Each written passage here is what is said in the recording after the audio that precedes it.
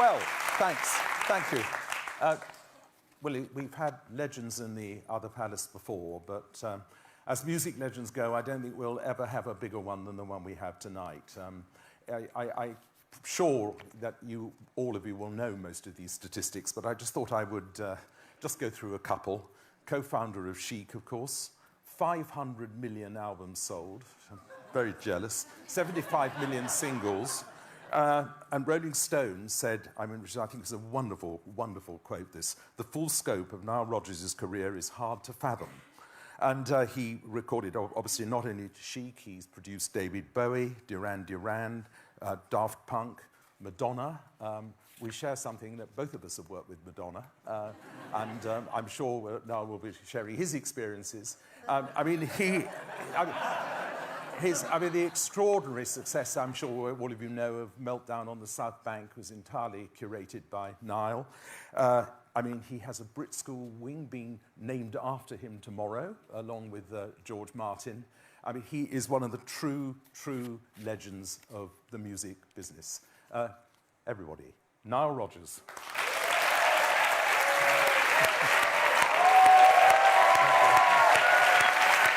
Thank you, guys.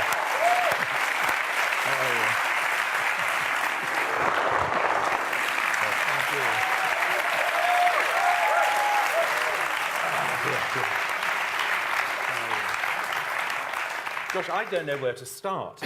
We ought to perhaps explain that we met about 4 or 5 months ago. Yeah. And you came round for dinner at my house, and you wouldn't believe, none of these guys here are going to believe, that what we ended up discussing was a musical called Flood Drum Song, and the works of Rodgers and Hammerstein, and Andrew Lloyd Webber and Nile Rodgers sang "I Enjoy Being a Girl." It's true. We're sitting at the dinner table and we're going, if I had a brand new hairdo. and it was one of those classics, and we sort of worked out that we had a huge amount in common, because what I didn't realize, of course, is that you love musicals as much as, I do. and I suppose we could let you into one small secret that Nile is producing a couple of tracks of the soundtrack of the Cats film. So he is. It was a consequence of this epic dinner, and you're doing the Rum Tum Tugger is the main one, of course. Yeah. But anyway, look, enough about all of that. I think we should go back to your roots and your childhood, and I think you should explain to everybody a little bit about your family. If I remember, was your mother not 14 when you were born? Yeah, that's what she was. I come from New York City, and my mom, she fell pregnant the very first time she had sex. So when she lost her virginity, she became pregnant. It's funny, she was going out with my dad, and this was her Christmas present to him. So that's why I was born in September. Like 9 months on the dot, right? Like, boom. So she was 14 when she had me, and the way that the system worked in those days, they would protect the young children, they would protect the mothers, and they would pretend that they'd send them off to boarding school, when in fact they'd send them off to something like a prison. Matter of fact, she was in the same prison that Billie Holiday was in. And they would pretend that she was off at boarding school, and the day the child is born, they hand the child off for adoption, which is what my mother did. So after a few months, her maternal instincts got the better of her, and in those days, the birth mothers had powerful custodial rights. So after a few months, she was able to get me back, but at that time, now I had bonded with my foster mother, and it was an interesting relationship from the very first time that my mom saw me after she gave birth, because they gave, right away, they take the kid right away. She never sees the baby, and she never saw me again until she came and retrieved me some 4 to 5 months later. Your father was in the army, was he not? Yeah, so it's really tricky. My story is a very unusual story in that my my father, who is my biological father, is not the father who really raised me, because my mom, she was 13 and she liked my biological father, but it was just, honestly, they only made love because her girlfriend was in another room with his best friend, and she was like, oh, well. I mean, it was really that nonchalant. So what happened was, even though she liked my dad, it was not the way she expected to live her life. Like, she was going to be a mother at 14 years old. So what wound up happening was my stepfather, this is really where it gets weird, was my biological father's best friend, because my biological father worked for the father who wound up raising me. The father who wound up raising me wound up marrying my mother at some point later in the future, because every guy was in love with my mom. She was really, really hot. And my mom, if you saw her now, unfortunately, she's ill. She's got Alzheimer's, but if you saw a picture of her, you would not believe that this is a woman who's an octogenarian. She is stylish and cool and fly and fabulous, and you know, and that's, I grew up around amazingly hip people. So many fantastic things have happened to me just because of the fact that my parents were the coolest parents in Greenwich Village during what we call the beatnik era. And because my stepfather is white, they were a really unusual couple, because typically in those days, amongst the jazz beatnik set, the man would be black and the woman would be white. Rarely would you see it the other way around. So you can imagine how hip my stepfather was. He was really hip. He was like Eminem, you know. What's the earliest music you really remember? The very first music I remember was, I became self-aware at the age of around 5 years old, 4.5, 5 years old.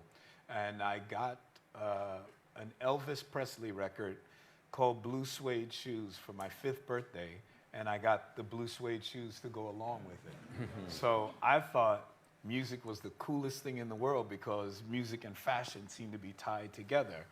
And my grandmother gave me the record, gave me the shoes, and then she told me, it was like Forrest Gump. She said, now go dance for everybody. And I was like out there, you know, trying to be Elvis.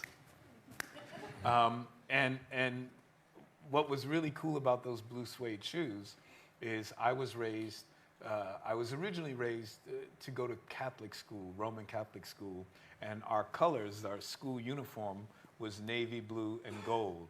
And man, I rolled in for my first Holy Communion with my blue suede shoes. Couldn't tell me a thing. I was like the man. But what was life like at home?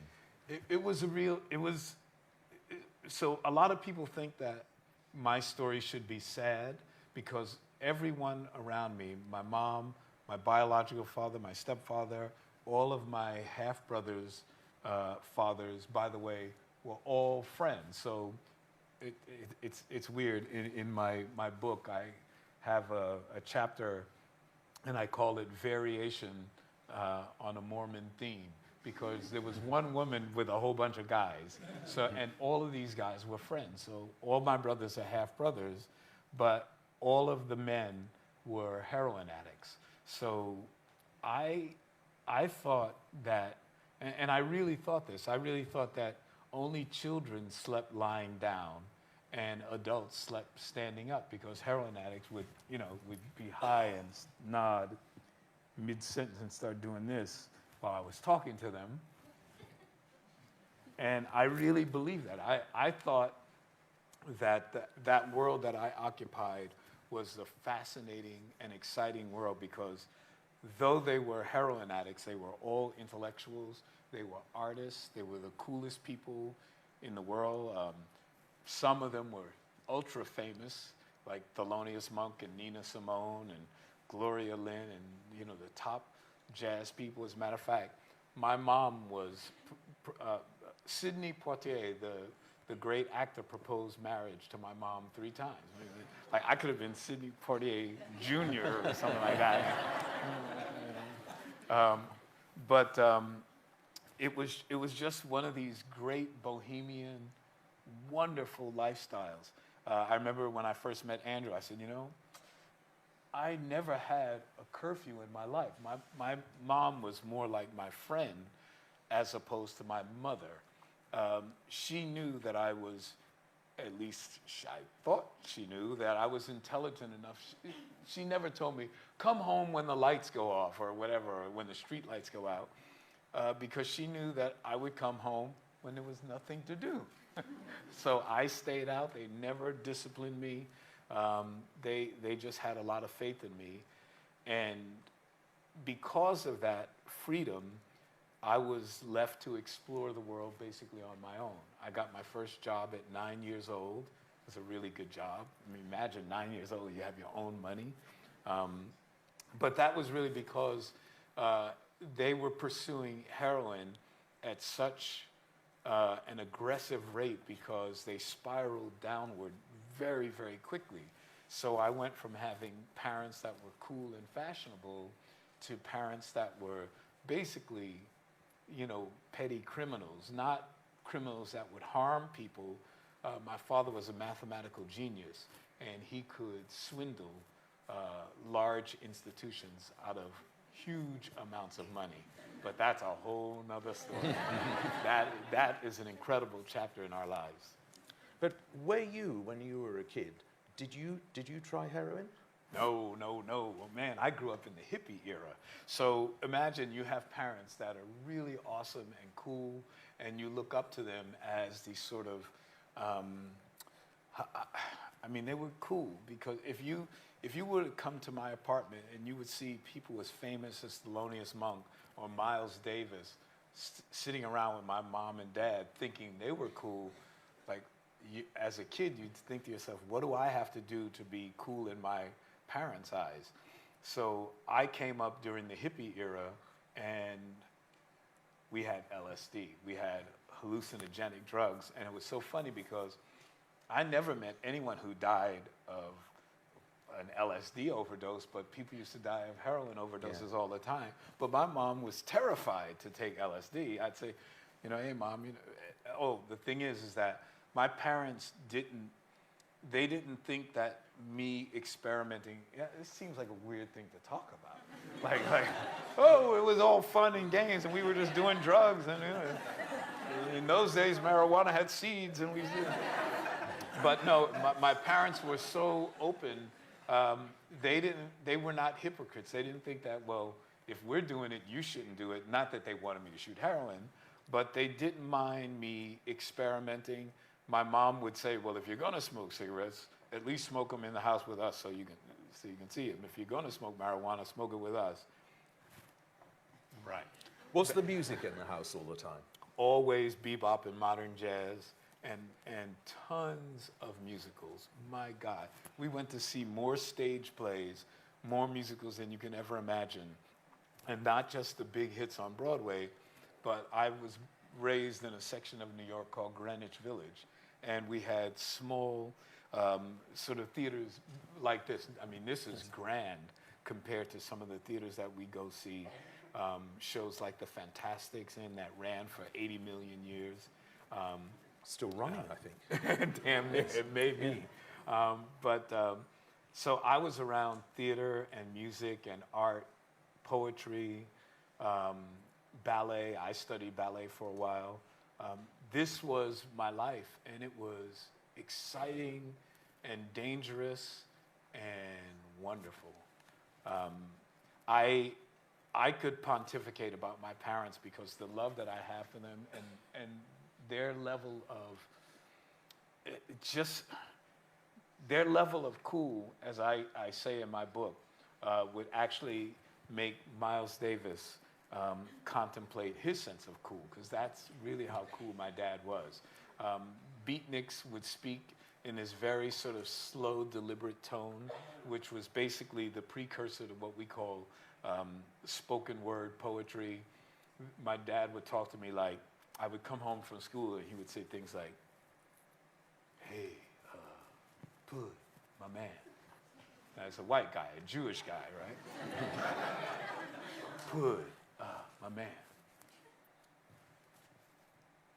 I want to go see the 39 Steps. You know that Hitchcock is a bitchcock. I mean, that's how they would talk to me. Everything had to rhyme. Everything was cool. And it all made sense. I say that I learned how to speak and understand their beatnik vernacular very much the same way the Puerto Rican kids in my neighborhood would speak Spanish with their parents, but at school they'd have to speak English, and then we'd get something like the West Side Story dialogue, which we would call Spanglish. You know, like you'd say half of the sentence in English and then the other half in Spanish. And so that's how my childhood was. And it felt incredibly rosy. My parents were kind people. They, as I said, even though they had petty criminal activities, it was really stealing from large institutions. No, really. I mean, my dad was an incredible check forger in those days. It was unbelievable, you know. It was unbelievable because in those days you'd have to have the account numbers and you know, checks. You've heard of a blank check? Well, that terminology wasn't based on just giving a person an amount of money that was just, you know, go knock yourself out. It was actually based on the fact that checks were blank and you have to fill in all the data. My dad, I forgot to mention, he was in the clothing business, which Jewish people call the shmata business. He was a haberdasher, so he dressed impeccably. So he could go to a bank and pretend to be a bank officer and sit there as if he were being interviewed for a job. Meanwhile, he's memorizing all of the stuff that's on the person's desk. And he's now taking that data, saving it for months to now go write checks out. And he did this. He and my mom went on a crime spree from New York to Los Angeles, writing huge checks. By the time they got to LA, they had hundreds and hundreds of thousands of dollars. But that's another story. It has nothing to do with music and nothing to do with Andrew and I hanging out the first night. Let's get back to music, though. I mean, it sounds like your family, though, really allowed all sorts of music in the house. And, I mean, if you talk about musicals and you have Miles Davis on the other kind of, you know, it sounds an pretty extraordinary environment to grow up in.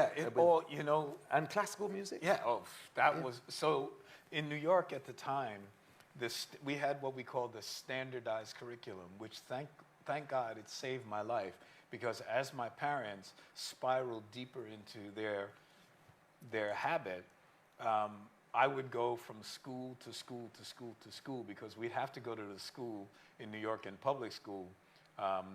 You go to the school that's governed by the district where you live, so like your postcode, whatever those schools were. I never went to the same school. This is the truth. I never went to the same school for longer than a few weeks, maybe a few months, until I was able to control my own destiny, which was around when I became 14 years old. At that point, I could say, I'm going to this school. I ran away from home and went to the same school for a year or two. But up until then, I never went to the same school, which brings me to the fact that's why I'm sitting here with this guy, because we had a standardized curriculum which taught music and art and all sorts of other great things. The way they would teach music is that we stank at 6 years old, at 7 years old, 8 years old. We were terrible. So they would just assign you whatever instrument they needed a chair for. So whenever I would check into a new school, they would say, hey kid, what did you play in the last school that you went to? And I would say, well, piccolo. Well, we already have a woodwind section. We have piccolo. Give the kid the tuba. I was born with asthma, right? My first couple of instruments were open hole flute and tuba. I'm like, but the good byproduct, the positive byproduct of this standardized education was by the time I was 11 or 12 years old, I knew how every instrument in the symphony orchestra functioned. I knew how to write for them all. So when I grew up and became disco guy, and you know, and the Beatles made what they call self-contained music, you know, being your own band, we really were our own band. I didn't need Sir George Martin to write my charts. I wrote it myself, and And Chic, we did everything ourselves. And it's because of the standardized education system. And I just learned this stuff. It was just, I didn't think that I'd have a future with it, but somehow being in that situation, the benefits wound up being incredible. You're going to get me onto my pet subject about the importance of music in schools. And I mean, all I can say is that I wish you would say that to some of our MPs, our members of parliament here, who do not really believe that music has got a real place now in education, which is so ridiculous. Oh, it's horrible. I mean, music is the greatest empowering force, I think, for kids. And anyway, but moving on. You went to Juilliard, but for a very brief time. Sounds rather like my brief time at Oxford, but we won't go into that. Yeah, so I mainly, so by the time I can control my own destiny, I started playing guitar. So guitar is not part of the symphony orchestra, but I loved guitar because I grew up in the hippie era, and that was the instrument you played. I mean, what are you going to do, like go to a protest march with a piano? And you damn sure wouldn't do an accordion. I mean, you'd be like so not hip. But so I started playing the guitar, and I really loved the guitar. I played classical guitar. I was quite serious about it. And my tutor at the time, because I had to study privately with the classical tutor, suggested that I go to Juilliard to the extension division, which was just happening that year for the first time. But they also had another great school in New York called the Manhattan School of Music, which was the original Juilliard campus. And guitar had been part of their curriculum for a few years. So I went to Juilliard, and it didn't quite feel right, but you know, it's cool. I wanted to check it out, and it's Juilliard. And then I went to Manhattan for the day just to check out which school I would feel best at. And I looked on the bulletin board, and we used to have these index cards. And I wish you guys were older, because you would really know what I'm talking about. We'd have these index cards, and that's where they would audition, or they would hold auditions for bands, and they would say, you know, a brand new band, man. We play jazz, free jazz, funk, rock, hip, and it would be all these different categories of music that they were auditioning for. And then I happened upon one index card that was auditioning guitar players. And I went to that audition, and it was Sesame Street. And I got the job right away. I always like to think that it was because of my musicality, but in fact, what happened is that in those days, I used to take vegetable dye and dye my hair dark green, because we didn't have like cool colors like you guys have now. You have to put the vegetable dye in your hair, and you tie it up and like sleep with it. Because I'm black, my hair was pretty dark. You could only recognize the green under the lights, but normally it looked like I had jet black hair.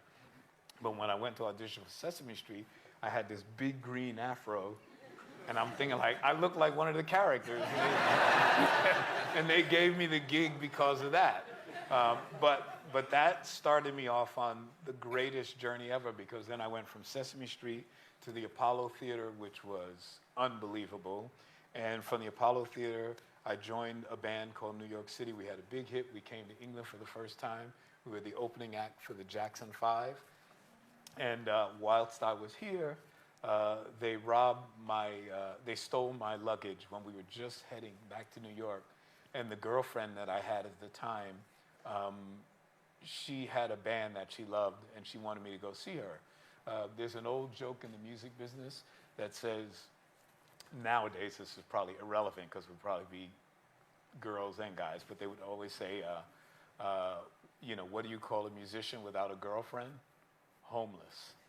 So I had a girlfriend, so I wasn't homeless. So I was hanging out with her until the American Embassy opened on that following Monday. And over that weekend, we went to see her favorite band called Roxy Music, and that changed my life, because I had never seen a band get dressed up in couture clothing and sort of look like my parents and all cool. Because you love clothes, don't you? Yeah, I love clothes. I mean, yeah. In my household, you had, it was like, yeah, you had to love clothes. You had no choice. They used to dress me up. I used to look so silly. I probably look silly now to you guys, but that's of my own choice. But then they used to dress me up in suits. I was like wearing 3-piece suits going to school. I was 7 years old, and all the kids would make fun of me. They're out there playing football and stuff like that. I'm there like, you know, with a Windsor knot tie and totally stupid. And I would try and explain to my parents, I am black, Mom. I cannot go to school dressed like this. Everybody's gonna pick on me. But anyway, so after I got here, they stole my ID, and I went with my girlfriend to see this group, Roxy Music, and I saw them dressed up, and I saw the audience looking beautiful, and Roxy Music looking beautiful. I called my partner, and I said, yo, Bernard, we got to do the black version of this. And he was asleep. Every time I called this guy, he was asleep. He was like narcoleptic, but he was like laying there, and he go, what, man? What? I said, we got to do this. We got to do the black version of this group called Roxy Music, and I'm telling you, it's gonna work. And we pretended to be French. We called our band Chic. It was total bull. It was complete bull. And because we had been trying to get record deals for some time, and as a black rock and roll band, I was actually telling Andrew, we were just talking about this. My lead singer had done one of the touring versions of Jesus Christ Superstar. So he had that, I mean, he had that voice. He was killing, and when we would do our demos, all the record companies would love our demos until we walked in the room and they saw that we were black. They were like, oh, because we were a rock and roll band. We were very progressive, and we could never get a deal as a rock band, but as soon as we started playing dance music, which they called disco at the time, we got a deal. The first record company we went to is the label that we eventually signed to, even though they turned us down about 25 times. But in the end, they made the right decision. They made the right decision because to this very day, we still have the biggest selling single in the history of Atlantic Records. Even, you know, now that they have Bruno Mars and everybody who sell a lot of product, but still nobody can top that silly song that was playing when we walked out called Freak Out or Le Freak. Yes, well, was it Ahmet Ertegun? Was he involved with Ahmet was the guy, but he didn't really sign us. It was Jerry Greenberg who signed us, but Ahmet was the CEO of the company. Yes, I remember Sir Ahmet Ertegun from Robert Stigwood days. And right, Stiggy. Of course, he goes back there. But I think you'd better tell everybody the story about Studio 54. So the way that we wrote the biggest selling single in the history of Atlantic was we were real journeymen. We were brand new to the production side of music. We learned from great people that we had been backing up, chiefly an artist named Luther Vandross. So we were Luther Vandross's backup band, and Luther was one of the greatest singers of all time. And Luther was having a lot of success as a background singer and as a writer, but he wasn't really killing it as a performer yet. So one night we were invited to see Grace Jones because Luther helped us do our first few records, and our first few records were really hot at Studio 54, which was the hottest nightclub in the world at the time. And we get a phone call from Grace Jones. Now, we had never met her, but she somehow was able to find out who we were and where we were. And I don't know if you know Grace Jones's speaking voice, but at the time, to us, it sounded like a cross between Marlene Dietrich, Bob Marley, and Bela Lugosi. And she calls up, and we're talking to her on the phone, and we think that this is some kind of, like, this is like the secret code that we have to use to get into Studio 54. And she calls up and she says, so darling, what you have to do is you go to the back door and you tell them that you're personal friends of Miss Grace Jones, and that's all you have to do. So we knock on the back door and we go, hello. We are personal friends of Miss Grace Jones. And the guy looks at us, and he slams the door in our faces. And while he's slamming the door in our faces, can I actually say what he said? Is this? That's what you're here for. Okay. He slammed the door in our faces and said, "Oh, fuck off." And we were like completely shocked because we knew that the woman we've spoken to was Grace Jones. We knew she was the real thing, even though we didn't see her. But, you know, whatever the protocols the record company had set up, it was really Grace Jones. So we tried to get his attention again, and we were kicking on the door really, because we had to be louder than the music inside, which was blasting. Finally, he came back to the door and said, "Didn't I tell you guys to fuck off?" So we knew we weren't going to get into Studio 54. So my apartment was just around the corner, believe it or not, from the back door of Studio 54, 1 block away. And on our way back to my apartment, we had to pass a liquor store. So we bought 2 bottles of champagne, which we used to call rock and roll mouthwash, Dom Perignon. And we downed them real fast. And when you drink it fast, you get like sort of woozy very quickly. We weren't real big drinkers or anything. And we couldn't help it. We just started singing, "Aw, fuck off." Fuck Studio 54. Fuck off. And it was jamming. Hold on. I can give you an example of the real thing. We were going, "Aw, fuck off. Fuck Studio 54. Fuck off. Aw, fuck off."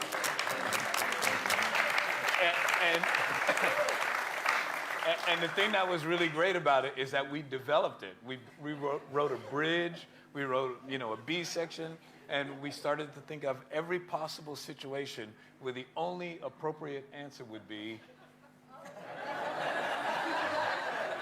if a cab driver cuts you off. Yeah.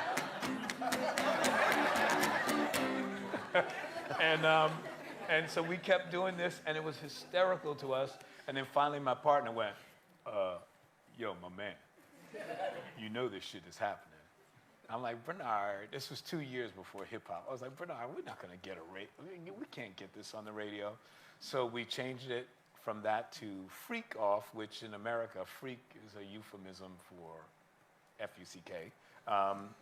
But that didn't lift my skirt. That was like not sexy at all. I was like, it was like stupid for a minute. But then me being a sort of hippie at heart, freak, we used to call ourselves freaks before we called ourselves hippies.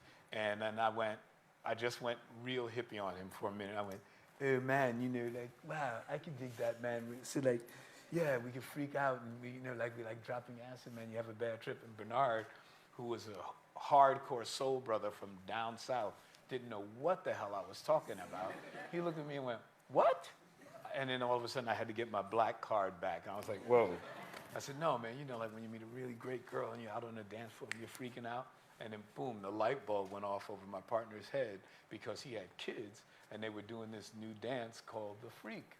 And he said, "That's it. Man, we'll write a song about that new dance that my kids are doing called The Freak." And we ran out to a store. We bought 2 songs that were about popular dances. One song was called The Twist, which was really old, and another song called The Peppermint Twist, which was also really old. But we figured that these were iconic rock and roll records, and they would give us the formula for our new song. Anyway, we listened to both these records, and neither of these records talked about the dance, but none of them instructed you as to how to do the dance. So that's what we thought we would do. We wrote a song about this dance and never told anyone how to do it. We even say, "Allow us, we'll show you the way." And we don't show you the way. We just go, "Aw, freak out." And it wound up being huge. And we started to realize that there was a way that we could use music to communicate on many different levels at the same time. There would be the frontal message that everybody seemed to get, but then there was the thing that we called the deep hidden meaning, which was the message that we really wanted to convey. And I always would say that it was sort of like a painting, like a Klimt painting. The true story of the true painting was underneath, and the soul of it was underneath, and the frontal part was what you saw. But once again, that's another story. It kind of leads me to something I was reading in your book, actually, this morning. And it was about Madonna. You say in your book that because Nile produced Like a Virgin and Material Girl, yes, and all of the first real big Madonna hits. And you were saying that she didn't necessarily have the greatest voice in the sense that she was sometimes not quite in tune or right, whatever. But what she absolutely did do was always deliver a song and deliver a performance, which I can testify because when she did the movie of Evita, she absolutely did do that. Yeah. But what I thought was really fascinating in what you said is that actually records and performances of songs should be about the performance of the song itself. Yes. And not always about everything being perfection, absolutely auto-tuned down to the last bit.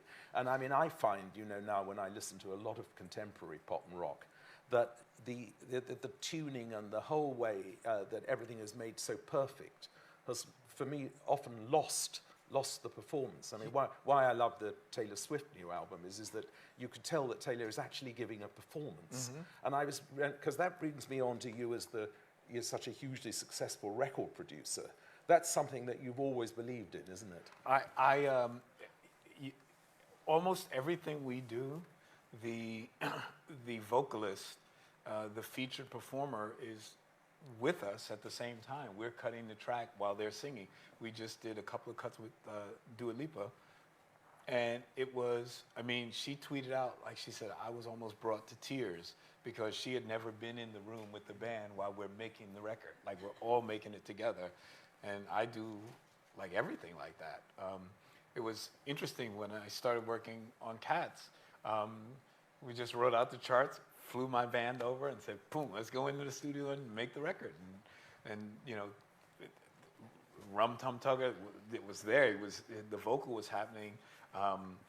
And we just acted, as if Jason Derulo was in the studio with us, and we just played live and we jammed, and we got a pocket that felt like it was complementary to the live performance, and we just kept doing it because we had gotten information that, that when they were making the film, that the actors were singing and performing, and we needed to have that kind of vibe, and I think it works really great. Well, what I've heard sounds great. But when you were working with Madonna, and of course at that time she wasn't a big star. Not at all. If you had a song like Material Girl, how much did you adapt and mold the song? The great thing about working with Madonna, especially at that time, was she had vision and focus. And for a record producer, that is one of the greatest gifts that you could bring to the party, because if you have vision and focus and clarity, I can now help you make that as good as it can be.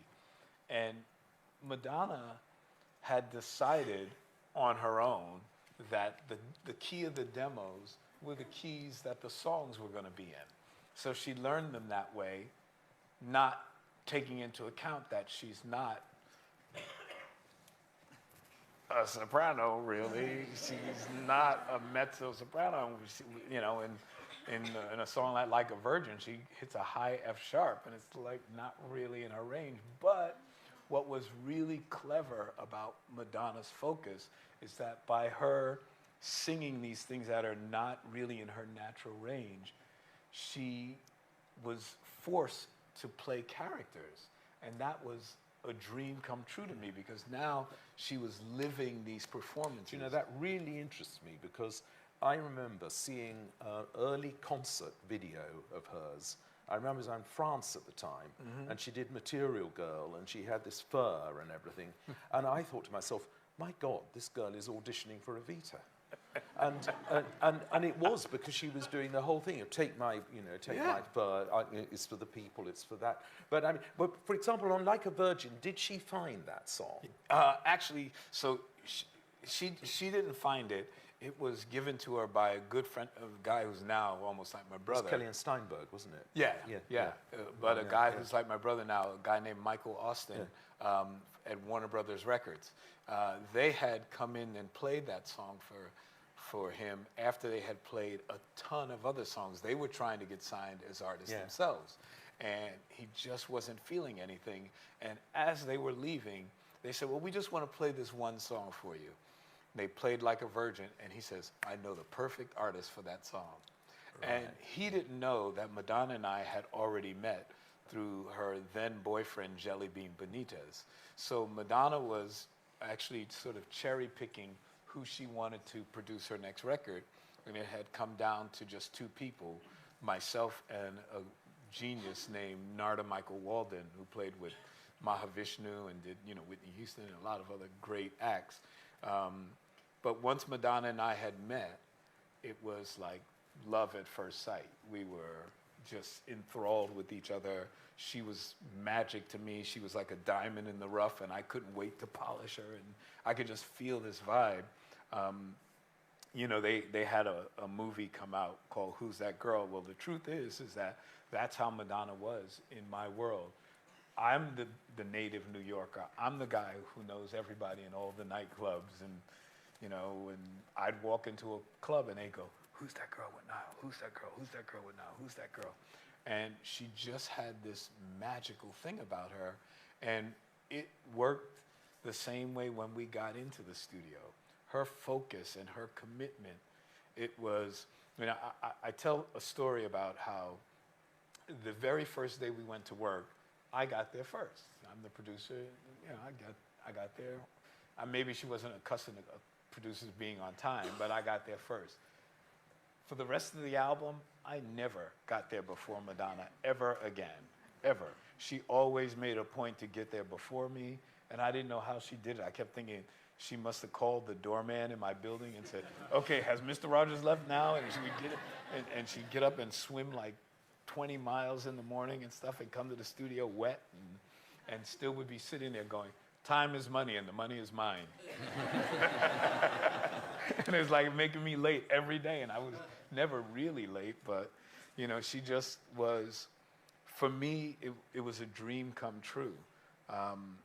And it's the biggest album of my life. We sold 28 million albums, something insane.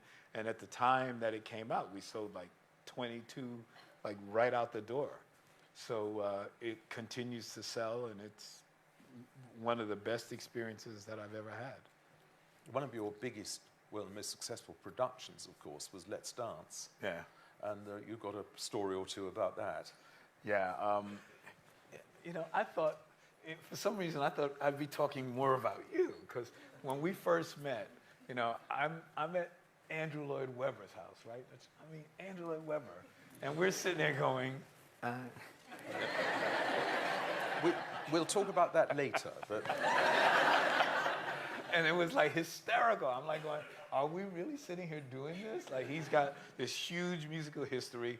I got a pretty big past behind me. Why aren't we talking about, we're talking about Flower Drum Song and all these wonderful songs that are written by others. It led to us going to see Oklahoma in New York. Right. Now that was a story, actually, because there's this modern production of Oklahoma where it's been rethought for a sort of country and western band. Right. Which is fine, actually. Yeah, no. But what was sort of less fine is that it was in this theatre where the house lights were on all the time. Full up. And they were brighter than the stage. Right. Now, I have to say, those poor actors looking at me and Niall sitting together, thinking, what on earth are these two doing listening to Oklahoma, was one of the great highlights, I have to say, of my year.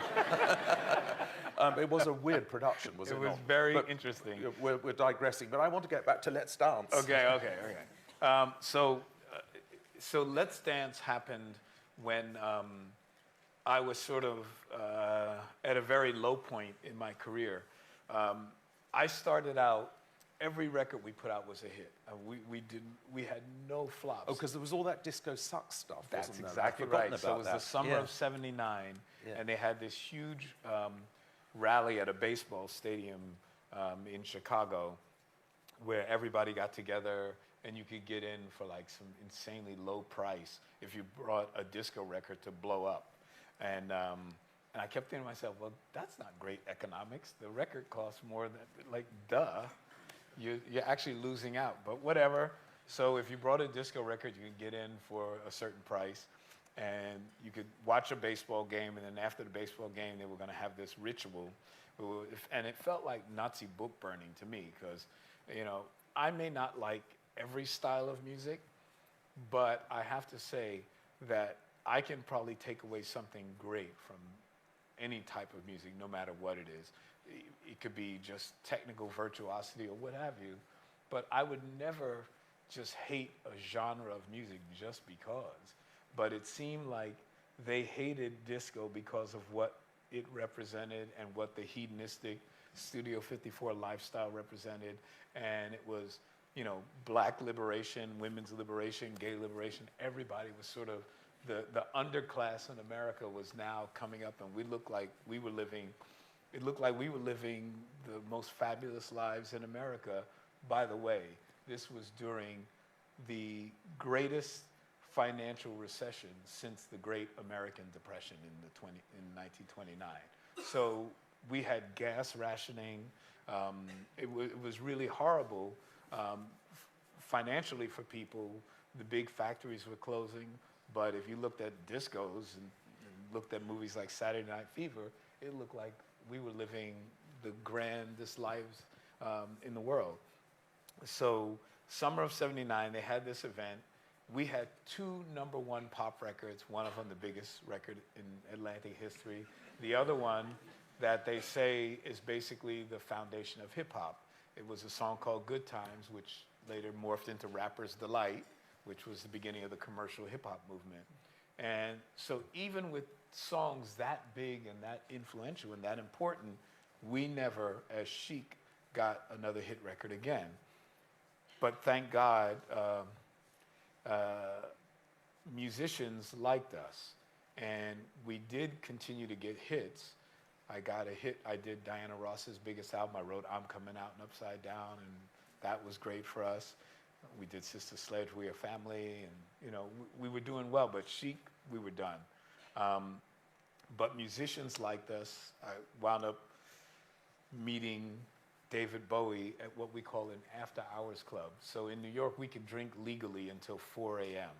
But then at 4 a.m., that's it, the bars close. And during the 80s, the after-hours clubs were more popular than regular clubs. And I went to this one place one night with Billy Idol. This was hysterical.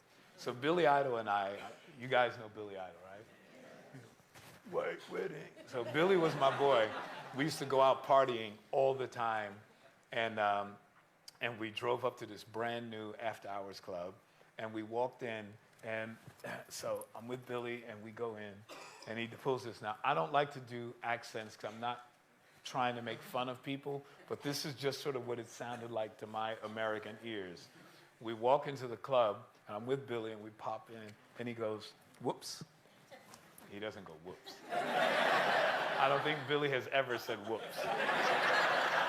But he walks in, and he goes, bloody hell, that's David fucking Bowie.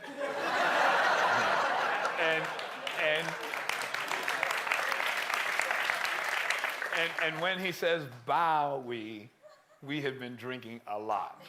And when he says Bowie, he barfs. So he goes, bloody hell, that's David fucking Bowie. and he pulls this number.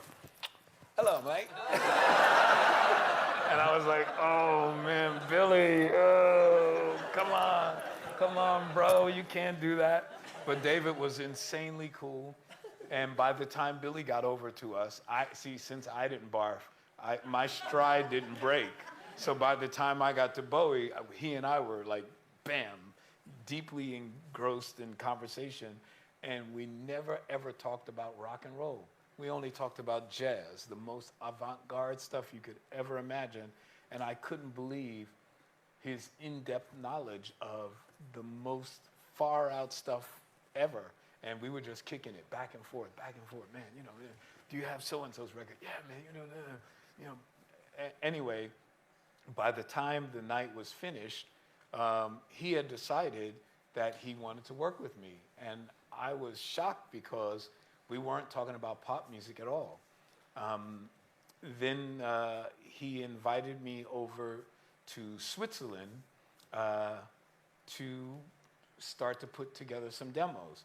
Now, what's really interesting is, and once again, when I'm talking about drugs and stuff, it's just because I'm being honest about my life.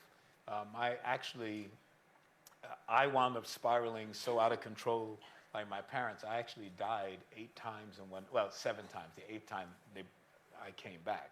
But my heart flatlined over and over and over again because I was just so involved in that crazy lifestyle. But David Bowie was sober at the time, and he said to me that he wanted me to do what I did best. I was quite offended because I thought what he wanted me to do, I thought what I did best was jazz and classical, but no one had given me a chance yet. And I said, well, what do I do best? And he says, you make hits. I was like, dude, I don't want to make hits. I just made 2 gigantic hits and they told me I suck. I want to make a flop with you. That way I'll have credibility. I'll have artistic credibility. Make a flop with David Bowie. And I wasn't being mean to him, but I was like, oh, you're used to that. Because honestly, I mean, come on. He only had one really big record, which was, Ziggy Stardust. The other stuff was sort of marginally successful, but most of the stuff were flops. And the album he had put out right before we did Let's Dance was called Scary Monsters. And in my world, Scary Monsters was a flop. It was a cool record, but it did not sell anywhere near Diana Ross or Chic or Madonna, and nothing like that. So I go to Switzerland, and he says he wants me to make a hit. Anyway, I'm lying in bed one morning, and Bowie walks in, and he says, once again, it's just what it sounded like to my American ears. He says, nah, darling, I think this is a hit. And he walks into the room, and he starts playing. No, sorry about that. He goes. And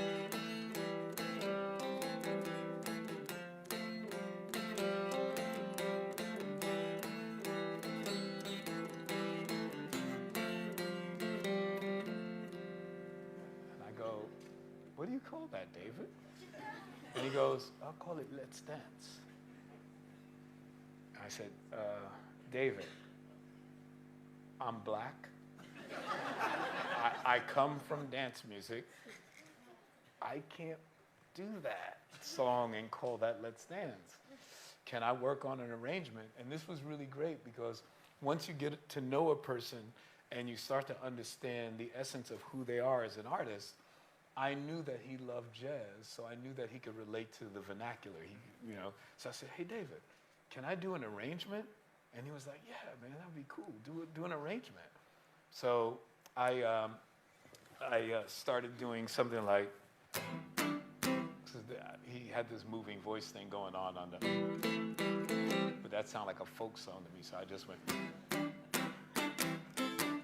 and then I whipped the minor 6 chord on him because I thought he would really dig that, and I went, and I was like, okay, pretty cool, but then it still felt a little dark to me, so then I just moved it up a half step and went,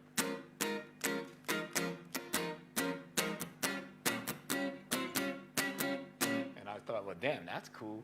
But if I go up an octave, so I took the whole thing up an octave and I went.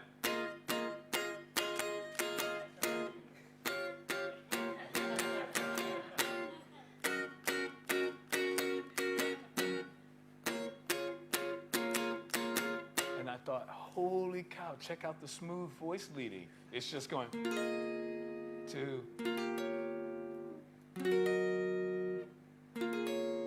So then I just started going.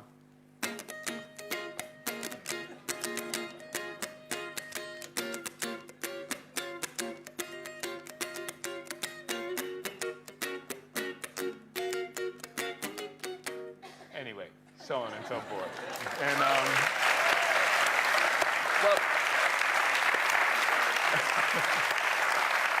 And No, and I'm sure that there are going to be lots and lots of questions, but I just think before we do that, Yes. because we did talk about Flower Drum Song, Yes. we ought to hear one Okay. of our most favourite songs, a song that we both like very, very much, and I guarantee that probably very few people in this audience have heard, but it's a wonderful song by Rodgers and Hammerstein called Love, Look Away. Yeah. And we've got Emma Hatton and Lou Hunt, who's a wonderful pianist, to sing it for you. Come on.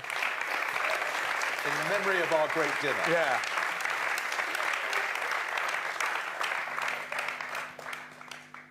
Now, can you imagine the two of us? We're having dinner, and somehow it all boils down to Rodgers and Hammerstein.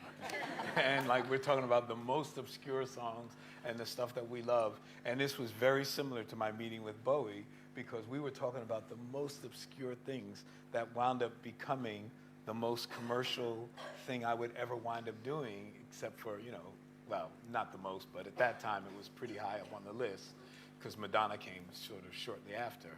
But funnily enough, it just shows, I mean, this is a really, really great song. Right. And Flower Drum Song has got some really, really good songs in it, but nobody knows it. Yeah. It was completely, it's set in San Francisco, in Chinatown, isn't it? Right. And it never got over a review by Kenneth Tynan, who was Right. the critic, who called it the world of woozy song. Right. And it never got over that. And the story just isn't a very good story, and it really shows that thing, that a great score can't really save a not very good score. Terrible story. But this is a fabulous song, so if you don't know it, you've got a treat.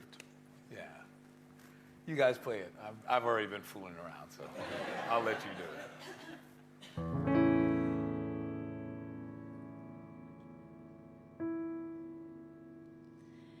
I have wished before, I will wish no more. Love, look away. Love, look away from me. Fly when you pass my door. Fly and get lost at sea. Call it a day. Love, let us say we're through. No good are you for me. No good am I for you. Wanting you so, I try too much. After you go, I cry too much. Love, look away. Lonely though I may be, leave me and set me free. Look away, look away, look away from me.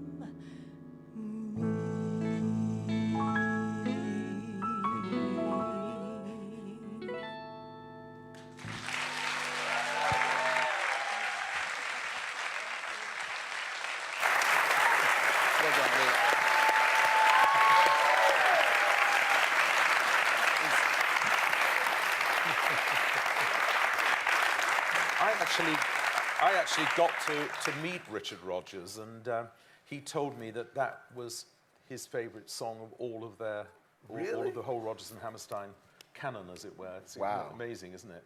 But it is a wonderful, wonderful song, and a show that I don't think is. I don't think it ever gets done now. It's probably they'll probably never make a remake of it. I think they tried not too long ago. There was a version of it done in LA about 10 years ago, maybe a bit longer. Right. That did come to New York, and it didn't really quite sort it out. Yeah, because the story is not strong. The story is just not great today. But it does make you cry when you see the film or you see the show. A couple of those numbers really bring tears to your eyes, and that's one. When you see it in context and you see how in love the guy is with the woman, Mei-Ling, it's heartbreaking. It's wonderful. But anyway, questions. Question time. Yeah. Now, who's got a question? Yes. Oh, mics. Ooh, professional show business. No expense spared Hello. here. Hi. Well, a question for both of you, really. Are there any contemporary musicals that you've seen that you've really enjoyed? And if so, why? Contemporary musicals? Well, yeah, in the last, I suppose, a new musical. Well, obviously Whatever you Hamilton. would define. Yeah, I love Hamilton. You know, it's interesting. I always wonder how Hamilton plays here, because in America, what's so brilliant about Hamilton is it teaches us about our history in a way that's more precise than they do in schools. It's unbelievable, unless you really study American history. But the way they go into the show, we see that he was responsible for so many amazing things. And I never knew Alexander Hamilton had a son that died in exactly the same way and exactly the same place that his father died in. No, it's extraordinary. I mean, Lin-Manuel, who has been on the stage before. Oh, cool. He's managed to find a way. And of course, hip-hop is a very good way of telling a story. Right. And you can, get through a very great deal. The other musical that there are two which have made quite an impression on me. Dear Evan Hansen, I think, is a very, very good score. Yeah, and the one that I don't know if it will come here, but it won the Tony Award in New York last year. But it sadly has come off in New York. There's a musical called The Band's Visit. I hear it's great. Well, that's wonderful. A very, very clever score. Wonderfully obscure. It's a great subject, really, but about an Egyptian band who go to Israel, and the people who go, it's a military Egyptian band, and the guys who were supposed to meet them at the airport don't turn up. Right. And it's what happened to them wandering around Tel Aviv. And it's just a wonderful story. And in the end, they play, and my God, they play. And they're great. That is one of the best musicals I've seen for years. There's my friend's MD, musical director for a show in New York called Far and Away, and people seem to really relate to that. They seem to take a lot away from that story. Thank you. Who else? Lady just here in the stripy top. I'd like to know from both of you, if you had to choose a single piece of work, which one would it be that you're most proud of and why? I'm going to let him do that. I'm not touching that with a 10-foot pole. Do you know, I'm going to do the corny answer to say that all my shows are a bit like kids about man's children, and there are things that maybe I'd like to rewrite or change or alter or anything, but I feel that in a way to pick one out, is probably a bit silly, because there are things that maybe in shows of mine that haven't worked that I'm really, really proud of, and yet, if I said really that any one of my shows was my favorite, I think I'd be lying, because in many ways they were a product of how one felt or what one wrote at the time. And of course, going to see Josie the Amazing Technicolor Dreamcoat, which I wrote 52 years ago, you sort of in the Palladium, you sort of think, gosh, that was me then. I couldn't do it now, but it doesn't mean to say that it's my favorite show. I don't know about you, but it is what you feel at the time, isn't it? And I would just say ditto. That's my as I was leaving my hotel today, I got a text from an artist friend of mine, Q-Tip, and the gentleman who introduced me to Madonna. And they said, we were just listening to Al Jarreau's L is for Lover. It's a brilliant record and still holds up. I was like going, I know, but it didn't sell, but it was one of my favorite things that I've ever done.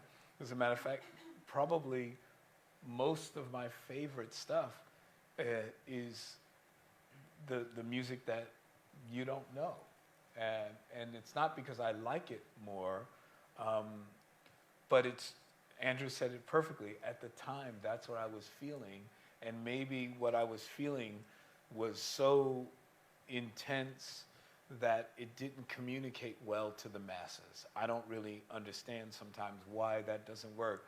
I always talk about something that I call convergence, that these things that have to happen in order to give you a hit that are outside of yourself. Like you do the best work you can and you hope that all of these other things come together to make the public feel what you feel. There's something you can't control, Right. Which is that there is no real word for it in English, but it's zeitgeist. Right. You know, you can't. I mean, I always remember when the musical Chicago came on. Although it did okay in New York, it wasn't the hit that it became. Right. It became a huge hit many years later, Mm-hmm. and it was a revival. And the version that's still playing around the world now, it was a really a staged concert, and it happened to hit the time of the O.J. Simpson trial. Right. And of course, everybody said, "Oh yes, of course I get it. Yes." But I remember when it came out, it was the chorus line was Right, the the chorus big line hit was of the the big one, season, yeah. and that was the one. And Yeah. and I remember Chicago sort of was sort of almost forgotten Right. that year. But so I think you never can tell. You can never tell. Timing is something one cannot control. Question. Let's go to this gentleman just on this row here in the middle in the blue shirt.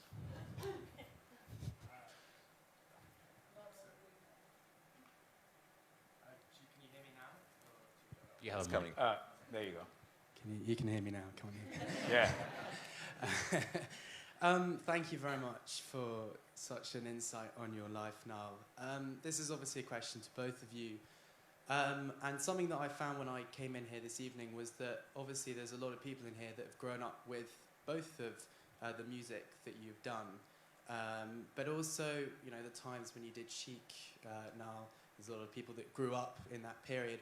But for me now, generations on from that, what would be your biggest insight and life lessons for people of the younger generation as they're growing up now from any of your experiences? Sorry, that's quite a hard question to ask you. But, you know, I think the answer is probably the same. And it sounds somewhat corny, but the great thing that my parents gave me was the freedom and the freedom to discover who I was. And once I found out who I was, they allowed me, matter of fact, they almost encouraged me to be that, even though it was against the odds that I would have made it were seemingly impossible. Because when I was first playing guitar, I was a very serious, dedicated classical musician. I played a recital at the Library of Performing Arts in New York City, which is one step away from being at Carnegie Hall or, you know, Alice Tully Hall. It was really a big deal, and I played the recital. I played the program well, and as I was leaving the theater, all of, you know, my teachers, students were congratulating me and telling me how great I had played Fernando Sora's 20 Etudes. And all I kept thinking about was, there's not one black concert guitarist in the world that I could think of. And I know I'm not as good as John Williams, and I'm not as good as Segovia, and I'm not as good as Yepes. What the hell? How am I going to make it? And I walked out of that recital that I had played very well, feeling depressed, because I knew that that race would play such a huge role in my future.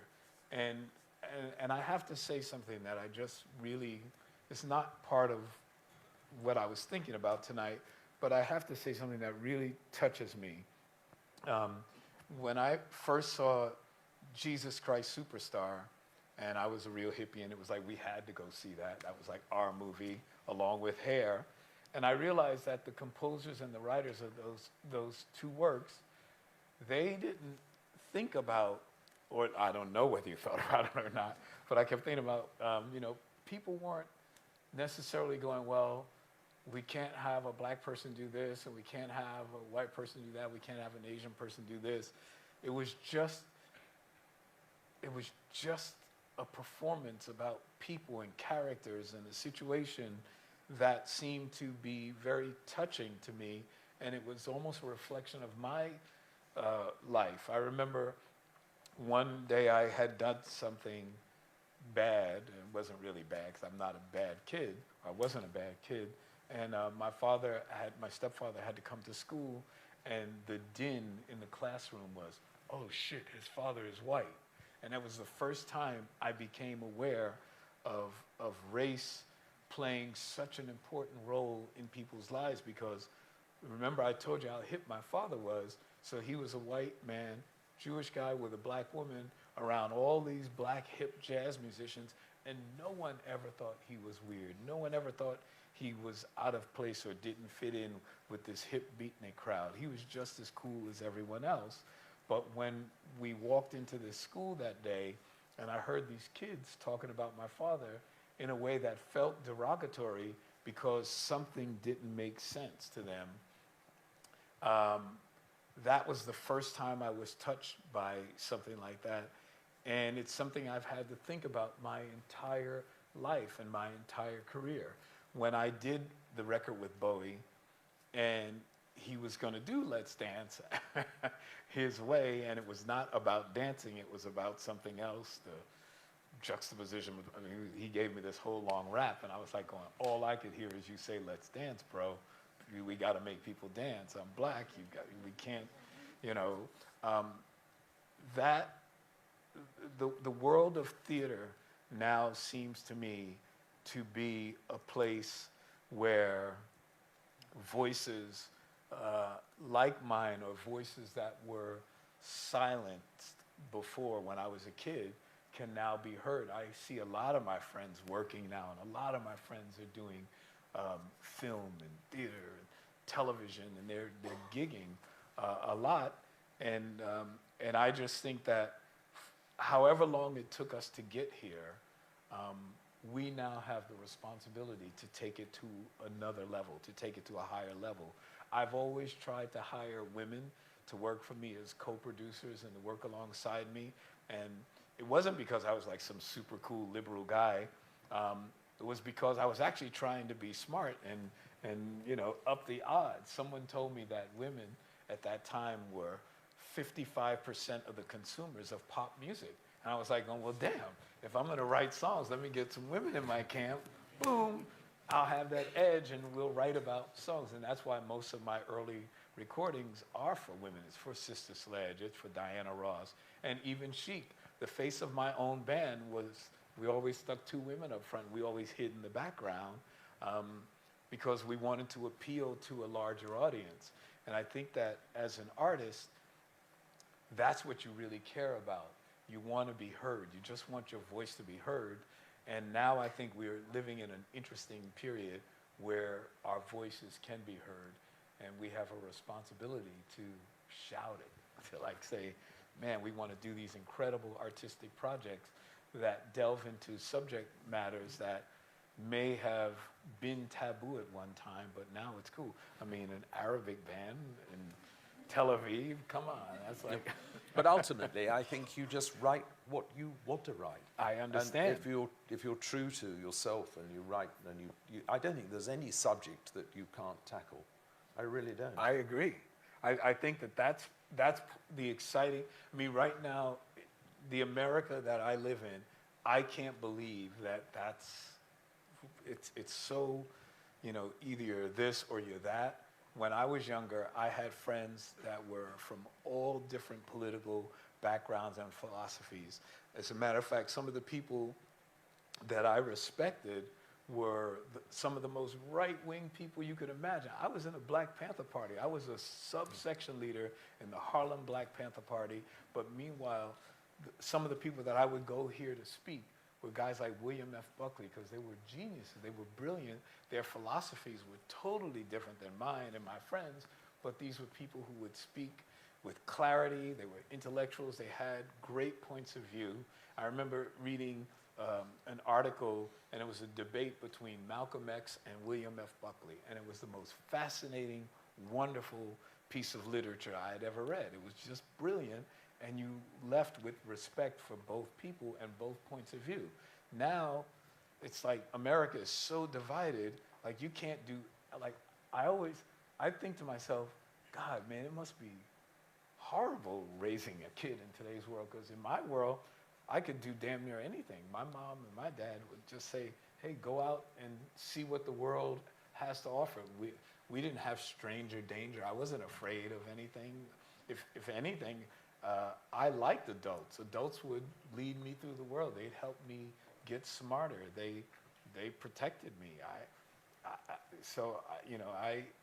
I just, I don't know why I'm going off on that tangent, but no. Well, actually, there is a subject you can't do as a musical. What? Brexit. Next question. Well, I can do it. It's all yours now. No, I mean, look, I think that politics have always been important. Like the way that I was socialized to care about people, and that's just how it was. So, like sometimes people make a big deal out of the fact that I used to be in the Black Panther Party, and they go, oh man, you guys were these revolutionaries who wanted to overthrow the government. And I was like going, no, do you really know what Panthers did? Do you really know what my daily life was like? No, I used to go paint people's apartments and feed children, and they made us, J. Edgar Hoover, the head of the FBI, said that we were the greatest threat to American society. Our feeding children breakfast was like, we were like, what? And then 2 years later, they standardized that and made that, they started feeding all kids in schools. And it was just pretty absurd. But politics is politics. Music and art can sometimes be a reflection of that. But I think that the most honest, I had dinner one night with Harry Belafonte, and he said something to me that I'll never forget. And he said, artists are the gatekeepers of truth. And I'm not going to cry, but when he said that to me, he was looking at me, and he was saying, come on, man, you got a mission. Go out there and make people happy. Go out and try and entertain people. Go out and tell them your story. Go out there and tell them his story or her story, or like a virgin, whatever, But be an honest storyteller, and that's what you were talking about when you brought up Madonna. When I was in her presence, I was in the presence of an honest storyteller, a woman who came in when she did Papa Don't Preach because I'm having my baby. I'm thinking, that was like me thinking about my mother, having a child at 14 and faced with the decision of, whatever a 14-year-old girl back in the day. I was born in 1952. Yeah, I used to be the youngest guy in the room. Now I'm the oldest dude in the room. No, you're not. Okay. I'm the second oldest guy in the room. We've got time for a couple more questions. Yeah. You, sir, I can see you up there.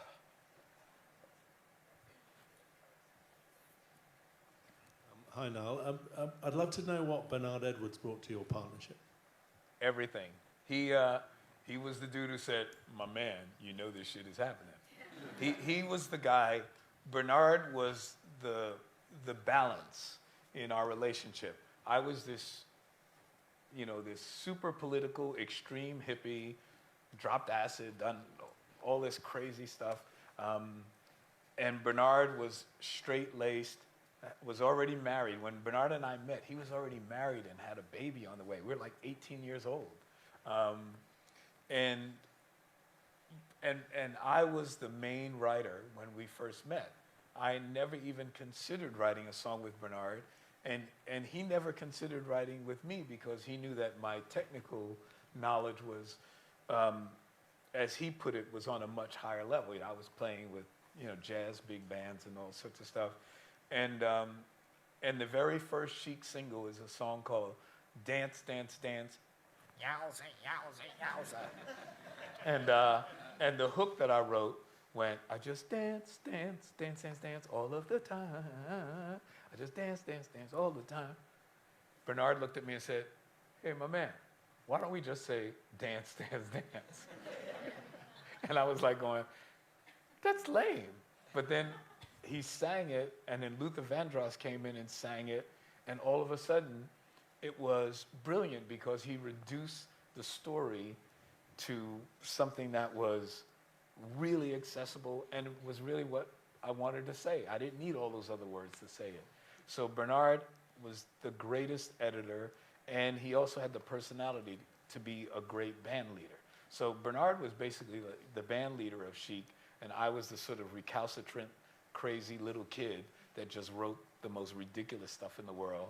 And he would say, my man, we got 5 or 6 songs in this thing. Why don't we make an album out of that one song? I'd say, really? So he meant a lot to me.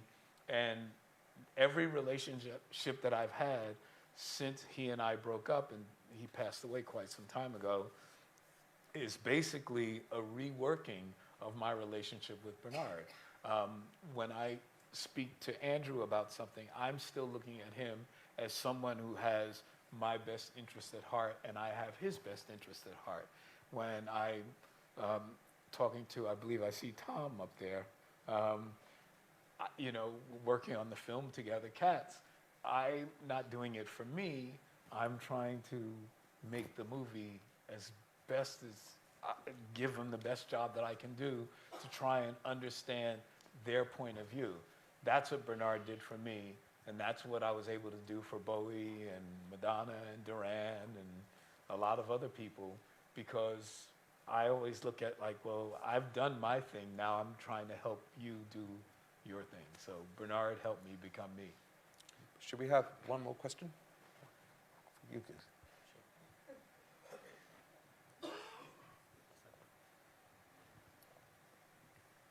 Yay! Yay! A girl right up front. Hello there. I was just wondering, this is a question for both of you. What advice would you give to a young person, or just a person, full stop, wanting to break out into a music or theatre industry? Well, I think the one thing one piece of advice I would give, apart from saying be yourself and write what you want to write, if that's what you want to do, or if you're a performer, is just to remember that you are incredibly lucky if you know what you want to do in life. Incredibly lucky. And if you're able to be successful, then you're luckier still. And I always believe, I think it doesn't matter where you start or how you start. You've just got to start somewhere. And I think back, in my case, to Joseph the Amazing Technicolor Dreamcoat. It was performed at a school on a Friday afternoon in the sort of semi-rain to an audience of about the same number of this very, very bored parents who thought, why the hell are we here? Let's hope it's short because we can get home before the rush hour. And that's how it started. Right. And it began. I mean, Nile, I think you would agree. Particularly if you're a writer or a performer, you've just got to be heard. Yeah, It doesn't matter where. You learn, at least I believe, I've learned so much from my failures. It's been incredible. When I had that long run of just hit after hit after hit, I wasn't really learning much. What I was doing was, on some level, I like to believe that my music, my compositions are pretty original. I try not to make them sound the same. But when I had a string of just successful records, I wasn't learning how to overcome the odds, even though I've always said that I've had to swim upstream my entire life because I've never had it easy. Madonna wound up being the easiest record of my life. But the failures, man, to sell 500 million records, do you know how many flops I've had? It's unbelievable. I have so many failures. It's staggering. But the thing is that those failures always became the turbocharger in my engine. It made me want to work harder because I felt that I had let the person down. And almost every artist that I've put out records with that have not become successful, I've always wanted to go back and try and right that wrong, because some of those records were amazing records, but we just were not in tune. Like Andrew said, the zeitgeist, we were not of the moment. We were not what was happening at the time. The dividing line between success and failure can sometimes be infinitesimal. Yeah. I mean, it really can be tiny, tiny. Yeah. But I agree with Nile that I think of the failures that I've had and the flops I've had have probably, particularly early on in my career, taught me more than the successes. Right. Because it teaches you that, that not everything can work, and particularly in theatre, which is such a musical theatre is such a collaborative form. I mean, I'm the music, but the story, the direction, the look of a production. I remember on this very stage, Harold Prince, now the late great Harold Prince, but sadly, Hal saying that you can't listen to a musical if you can't look at it. In other words, if the design is all wrong. Right. And that is a very, very, something I learned the hard way through a show of mine that really didn't have a great design. Anyway, look, I think shall we have one more question, and then we must say goodbye, because Niall has got to be at the Brit School at some ungodly hour in the morning. So one more. You go. Hi, how you doing?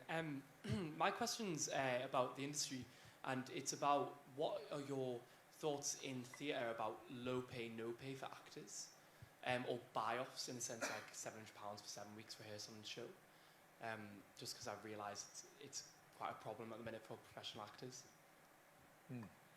It's a question for the maestro here. Well, we could be here all night on that. I mean, I think basically, I mean, just say the central part of your question again. The problem in theatre about low pay or no pay or buy-offs for professional actors. Well, I think that I think one of the issues that we have in theatre, of course, is that it is an incredibly labour-intensive business, and I think you'll find that certainly in professional theatre and in the West End, that every producer tries to pay the most they possibly can. I mean, I think that certainly I, in the productions that I've been involved with, feel very, very strongly that the creators and those who are actually creating the work are not actually necessarily getting the fairest deal.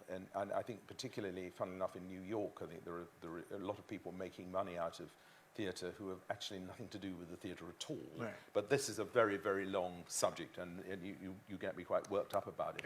I think the answer is that I am hugely on the side of anybody who makes theatre possible. And I think certainly I would speak, and I think anybody who really, really cares about the theatre wants to make sure that everybody is as well paid as they possibly can be. Thank you. But I think on that note, it remains for me to say what a fantastic guest Nile has been at the Other Palace.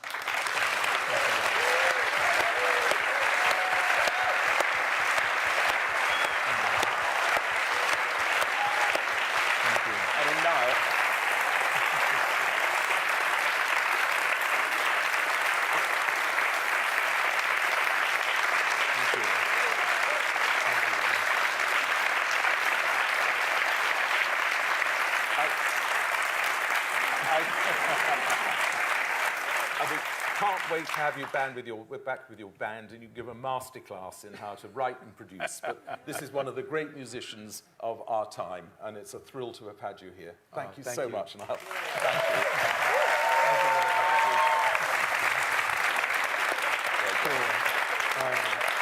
you.